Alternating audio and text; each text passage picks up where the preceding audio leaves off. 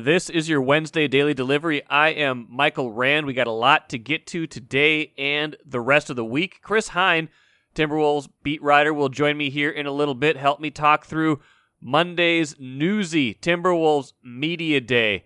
We heard from new owners Alex Rodriguez and Marc. We heard from new basketball personnel boss Sachin Gupta. We heard from all the players. And then on Tuesday, we heard from Chris Finch, the head coach. So plenty to unpack there. A pretty significant Karl-Anthony Towns quote, some arena talk, and how is Gupta empowered to make decisions in the wake of the firing of Gersson Rosas. Chris and I will get to all that in just a little bit. But first, what did I miss? I'm just thinking right now about the time of year we're in at the moment and the convergence of the sports calendar. And it can start to feel a little bit overwhelming if you let it, in a wonderful way, if you just want to sit back and watch it all in a little bit more kind of overpowering way if you are just trying to get your arms around all of the things that are happening and trying to talk about them or write about them. I just made a list. This was kind of a way, I guess, too, to recap a couple of things that have slipped through here in a couple of times earlier this week. So here's everything that's going on right now. We got Minnesota United against DC United soccer tonight. So that season is in full swing. Regular season winding down. Loons in playoff position right now, but could kind of go anywhere from 4th to 10th, anywhere from in the playoffs to having a home playoff game, depending on how their season goes the rest of the way. And I'll have John Marthaler on a show later this week to help break some of that down. Gopher men's hockey opens this weekend against Alaska. Did you have any idea that was happening? Maybe if you're a diehard, you did. That season always sneaks up on me, and it is here this weekend. And, of course, this weekend you have the Vikings playing their 4th regular season game. Big one against Cleveland, of course, trying to even their record at 2-2, trying to keep some momentum going from the Seattle game, trying to avoid falling to 1-3, at which point all the questions we were asking after the first 2 weeks would resurface. Gopher football plays Purdue on Saturday. Again, a team up and down all year, 2-2. Looked okay against Ohio State, almost, but competitive with Ohio State for a few quarters in that opener. Barely beat Miami of Ohio, shut out Colorado, then loses somehow as a 30.5-point favorite to Bowling Green. What team will show up as they continue Big Ten play against Purdue? It is a very fair question, and I'll be looking forward to seeing how that unfolds. But just another of the things that's happening right now. You see Gopher basketball, men's and women's, started practice, first official practices, and stories about that in the Star Tribune today, startribune.com. Ben Johnson's team talking about being a family. We'll see how they perform on the court. I've got my concerns about how that will look right away. I want to give Ben Johnson plenty of time, but I don't think that's going to be a pretty product, at least initially. But hey, I'm willing to be proven wrong. Timberwolves in training camp, like I mentioned. Chris Hine's going to help us break down some of that here in just a little bit, like I said, but that is starting up already. And same with the Wild. They've got preseason games. They're in the midst of that. Their season isn't too far away from starting for real. We just ended the Lynx season, by the way. That could still be going on, actually, if they hadn't been upset by Chicago on Sunday. Lynx would be in the WNBA semifinals right now, and that would be one more thing we would be looking forward to. Kind of a bummer for them. I thought this was a pretty good year for them. Thought they made some big strides. After an 0-4 start to get to where they were was pretty impressive, but they couldn't finish the job this year. Couldn't at least get themselves into that best of 5 situation. And they fell to Chicago on Sunday. So kind of retooling the roster in the offseason, seeing where they can add some pieces they might need to be a even bigger legitimate contender. And the Twin season, still going on, you guys. You might have tuned out on it 2, 3, 4, 5 months ago.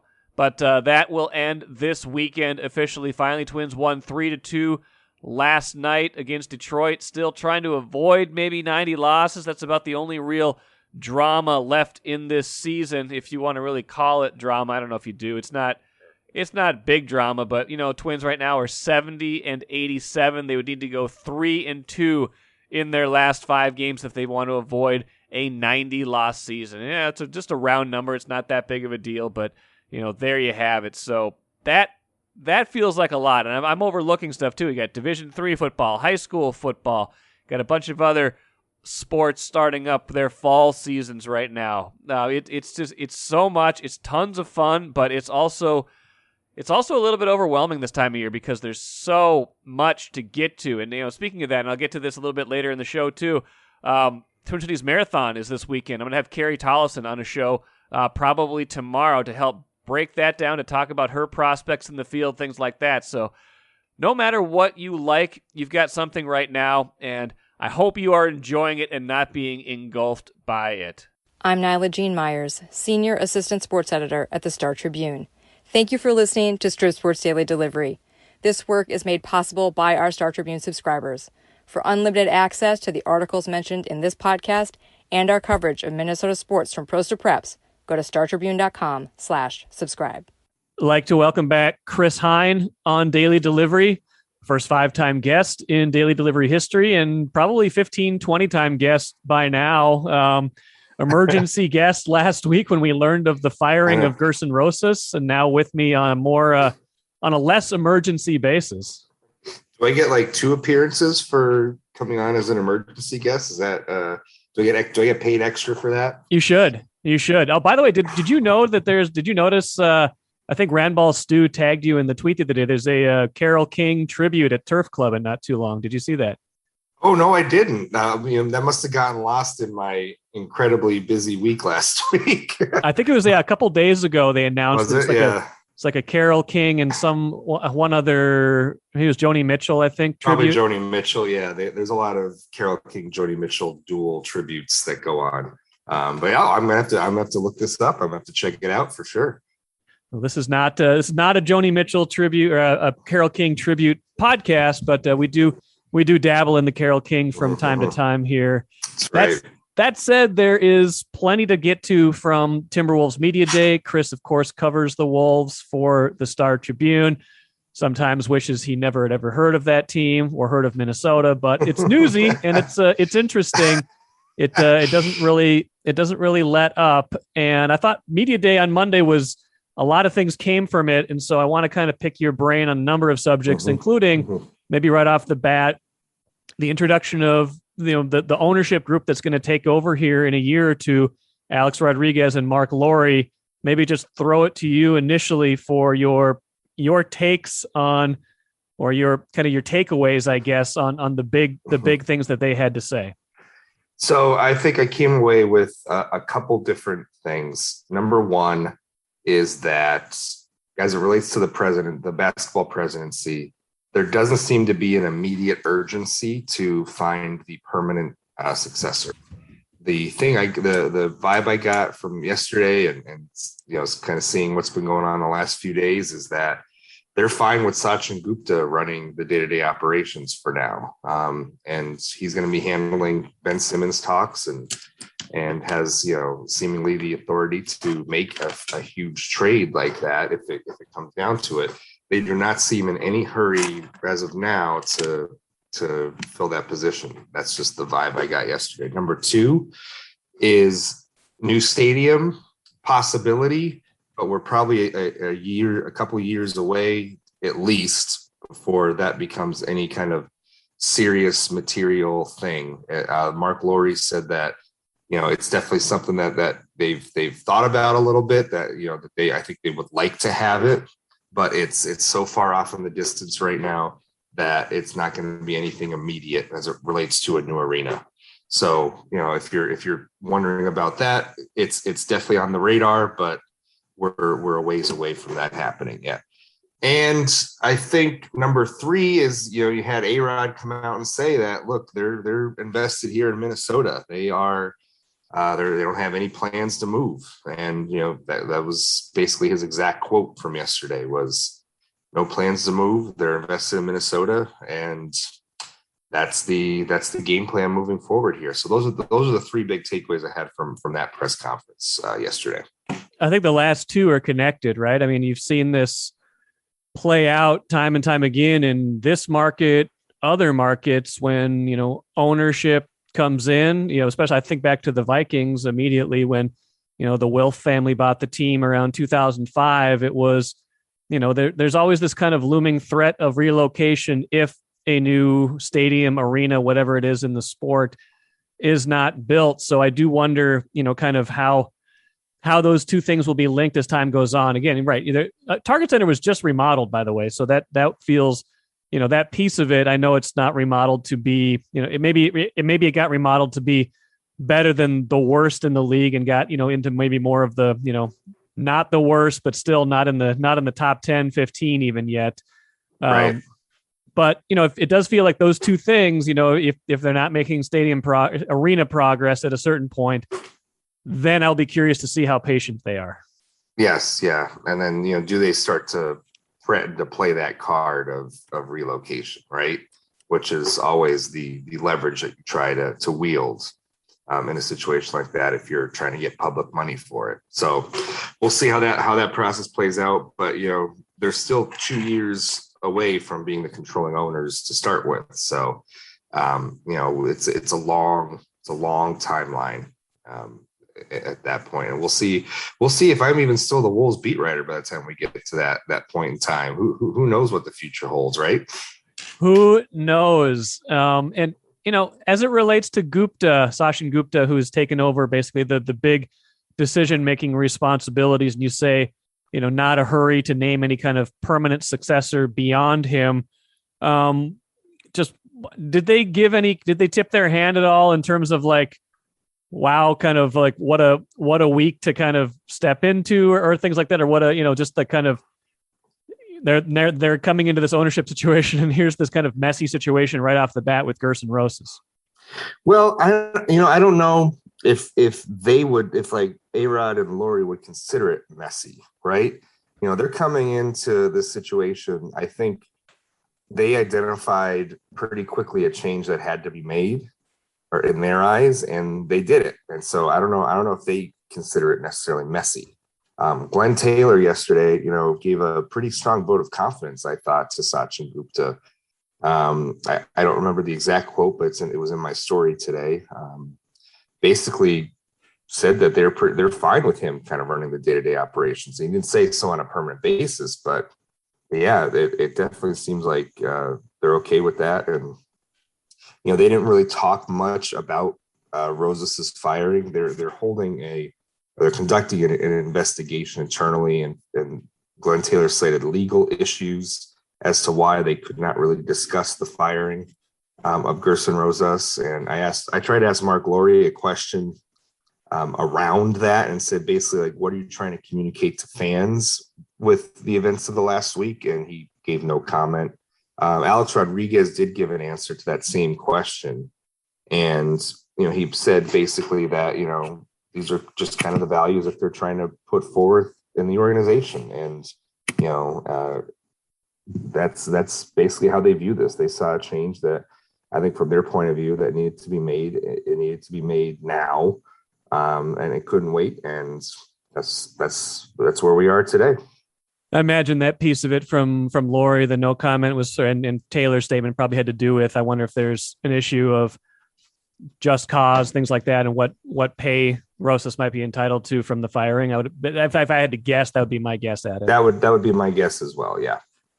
So Gupta, we talked about him a little bit on the Emergency podcast last week. You've written extensively about him. You did a pretty big piece on him, I believe. Was it last year, or when was that you wrote the bigger piece on Gupta?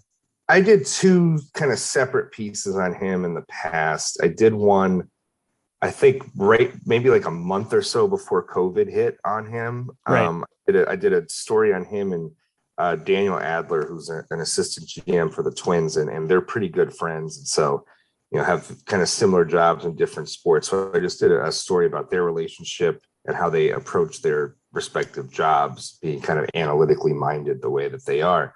And then before the 2020 draft, before they drafted Anthony Edwards, I spoke with Sachin about kind of just the art of making trades in general. And, I think the relevant, I put this out on Twitter last week, but the relevant section that I got from that story as it pertains now was, I think a couple chunks of that story where I talked with Sachin about, like, is it easier to make trades when like the people that you're negotiating with, when you have a previous relationship with them? And he said he thinks it is. Like, he definitely thinks it is easier because there's a trust there. There's a level of trust. You kind of know who you're dealing with, what to expect. And it can be easier to make trades with people that you're familiar with. Well, he's very familiar with people in the Philadelphia organization. He worked for Daryl Morey. They have a good relationship. He worked for Philadelphia for a while and just knows people in the organization there. So there's a lot of common threads there that he has with the Philadelphia organization that would seemingly make any potential deal easier, or at least kind of easy in that sense. Now, Gersson had the same ties, but you hear these stories about how Gersson is a very tough negotiator. I'm not sure Sachin is quite the same way from what I've gathered. So we'll see if that maybe opens up some dialogue here as Philly inevitably has to face the music that Ben Simmons is not coming back as much as they might want him to at this point. Yeah, it's interesting. I thought that piece was very interesting of, the Morey connection and, just basically Gupta being familiar with, making complicated trades, which, like we talked about, I think last week, anything they were going to try to do with Ben Simmons probably gets complicated, probably has to involve a third team to make sure that the right kind of star player is going back to Philadelphia. I mean, in my head, I keep thinking Washington is so obvious, but Washington has to want to do this too. Like the Bradley Beal piece, like Washington's going nowhere. If Bradley Beal can come unstuck, that would feel like the right combination of young players, picks, star players, kind of moving around. But just the familiarity and the trade machine stuff does still make me wonder, if they are still in a spot that a Simmons move could come off. Yeah, and I think if anybody can put together a 3-team, 4-team trade, it is Sachin Gupta. And he was involved in making the 4-team trade that they had a month before COVID hit. And so he's got experience with this. He's done it before. He's very creative, outside the box thinker, using the cap to their advantage or the collective bargaining agreement to their advantage as best they could. So in terms of trying to execute this particular trade, I think the organization is in as capable of hands as it could be, given the situation. Now, obviously, all the players talked on Monday as well. I think Anthony Edwards was kind of all smiles. D'Angelo Russell maybe had some interesting comments about, basically getting into great shape, kind of gunning for that next contract, essentially, and wanting to have a good season. But those two things kind of go hand in hand. But Karl-Anthony Towns, certainly the most interesting of all of them. I want to play a clip at the outset here before we talk about Towns. This was Karl-Anthony Towns when kind of asked about everything that had happened in the last week and just kind of how that makes him think about the organization, essentially. What happened last week, it just added to the list. It's just the same thing every single time. It's something that's always leads to instability. And I joked about it the day before that I was like, man, it's been a real quiet offseason for Minnesota. It's very different. Boom. Made sure they had one left in the hat. So really, I've been through almost, I could feel like everything. Like I don't feel like I've not seen something.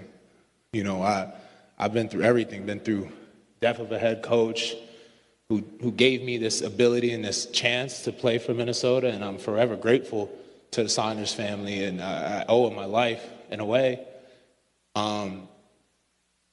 I've been through numerous front offices. I've been through numerous regimes. While being blessed to have so many great teammates to play with, I've also didn't have a chance to really build any true relationships with anybody because always instability, always change. So, Chris, I believe you wrote a sidebar. Somebody wrote a sidebar kind of about... Kent wrote the sidebar, sorry, about... Kent Youngblood wrote the sidebar about Towns. You were obviously there, though, too. What was your takeaway of kind of his comments and kind of like this is a kind of a mess situation here, or has been problematic as time has been on? Yeah, I feel like we hear this every so often from Carl, and he's right though. Like, Yeah, he's not wrong. he's not wrong, right? like every time he says something like this, it's like it's always because another thing has happened. Whether it was Ryan Saunders getting fired mid-season last year, right? This happens with Gersson this year. 2 years ago, it happens when Tibbs gets fired, and then they bring in Gersson. Yeah, he's absolutely right. And you look at the number of GMs and coaches that he's been through, and in what is it now, this is the 7th season, I believe, coming up here. Like, yeah. Absolutely, he's right. He's right to be frustrated, and and maybe other players in his situation would have asked out by now. That's going to be obviously a big thing to watch over the next year. Is how does this year play out? How does he react with his contract situation? As you've noted before, coming into 2 years remaining on a deal like this is a pretty good time, or at least has traditionally been a time where guys have asked out of contracts or asked out of situations via trade. We'll see how that plays out. I do think, if there is I don't want to say a glimmer of hope, but like a little bit of continuity, is that at least he still has the same coach. Chris Finch is still there. Yeah, since February. Right, exactly. Trying to at least build on what they were doing on the floor last year. That I don't think changes that much in terms of just the on the court, what you're going to be doing for those 48 minutes night in and night out. So there's at least a little bit of stability there. And we did see a little bit of improvement towards the end of the year last year.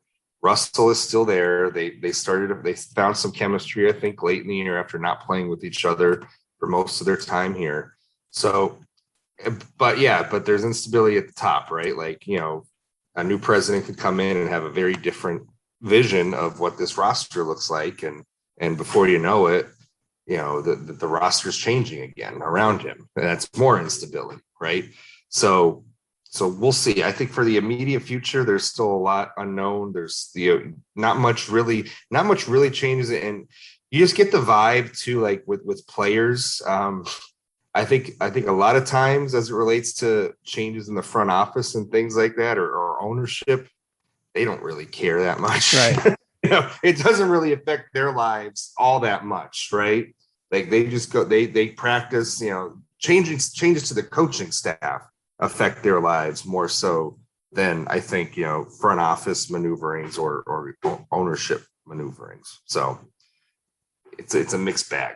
I think that's interesting, and it's again, Gupta is very fresh to this role, but it always felt like Rosas, in addition to having obviously the final say in roster decisions, had a very clear idea of how he wanted to play, and whether that was only showing up in personnel decisions or if that was showing up in specific instructions to Ryan Saunders or to Chris Finch on, hey, this is the type of team we want to be. Do we get this? Maybe it's probably too soon to say, but do we get the sense at all of what Sachin Gupta's kind of philosophy of winning basketball is, and how much he will try to influence that with, not just the moves he makes, but kind of the direction he gives to people below him? Yeah, haven't really gotten a sense for that, and I think if I get a chance to speak to Sachin more in depth before the season, that's definitely going to be front of mind when we ask him, is just, kind of what is your day-to-day going to look like in terms of how you communicate with Chris Finch, how you influence decisions or philosophy of play, now that you're the head guy. I don't think it's going to differ all that much because, Gersson Rosas did, in terms of building this roster and making it 3-point heavy transition, like all that stuff is based on analytics, right? And that's Sachin Gupta's wheelhouse. So I don't anticipate, at least from that perspective, too much of a philosophy shift, especially when you have the roster that you have. So I guess if I had to guess, I wouldn't anticipate there would be much of a stylistic change from that standpoint. Last thought for you, Chris Hine. Chris Finch talked to the media on Tuesday. Anything from that? Obviously, first opportunity to ask him about the Rosas firing, and that's the guy who hired him. Any big takeaways from getting to hear from the head coach? Yeah, I think one thing about Finch, I'm going to try to make this a part of my story, is he is a very laid back kind of guy. Yeah. Like he's very easygoing, doesn't seem to let anything really bother him or affect him too much. Yes, he and Gersson were friends. But he's worked in the NBA without Gersson for many years at this point. He's worked with Sachin before in Houston, so there's a relationship there. I think they get along very well, and I think he just wants to just go out and coach basketball. It's what he does. It's what he loves. That's kind of the vibe I get from him. He came out yesterday. We were kind of waiting around for all the players to come through. He just kind of came out to talk to us reporters and just kind of BS around for a little bit. Can I say that on your podcast? Yeah, I think so. Yeah. You did, so it's fine. Yeah. I just did. Yeah. So that's kind of the guy that he is and has been, like in the short time that we've gotten to know him. Just very easygoing, laid back. So I don't see this really affecting him all that much, to be honest with you. Well, we'll get a better sense of how much this all has affected them. I think you're right. It's not the front office stuff, unless big roster changes follow, probably doesn't have as much impact on the players as we might think. But it's a big year, it's a pivotal year, and a newsy last week and newsy media day certainly will give us plenty to think about and keep in the front of our brains as camp and the start of the season goes on. Chris Hine, good stuff. We'll do this again soon. All right. Thank you, Mike. Appreciate it. Enjoyed that conversation, as I always do, with Chris Hine. He does a great job covering the Wolves for the Star Tribune. He's going to have plenty of storylines to keep track of this season. I think Chris Finch is kind of an underrated part of holding all of this together as the head coach, as someone who, whose systems gave them a little bit of momentum at the end of last season, as someone who maybe has the right personality to kind of keep things in order. Like Chris Hine mentioned, he's pretty even keel, pretty laid back. And, he's the kind of guy who could find success here with this team. But, again, his tenure here has been very, very chaotic at the beginning. He's hired in the middle of last season, during the pandemic, during a pandemic essentially. And now he's brought into a situation where the guy who hired him is now gone. So how does he respond to all that? How does that play out in his mind? Will be something to watch, I think, as time goes on this season. And how can he put his style and imprint on this team right away? Because this team needs to get off to a good start. We don't want to see them floundering and losing faith in what they might have going here. That will do it for today. Some good stuff coming up on the next couple days worth of shows. Should have John Marthaler to talk soccer soon here. Kerry Tollison to talk Twin Cities Marathon. Should have NFL picks. And I'm sure I'm forgetting something. What am I forgetting? We got plenty of other good stuff coming up this week. Oh, yeah, Phil Miller. Phil Miller talking Twins, probably on Thursday's show. Going to kind of wrap up that season, even if that season isn't quite done yet. So please hang out for all of that this week. Listen back to anything you missed earlier this week. Always write a review if possible for this podcast. Download it, subscribe to StarTribune.com, and we'll see you again on Thursday.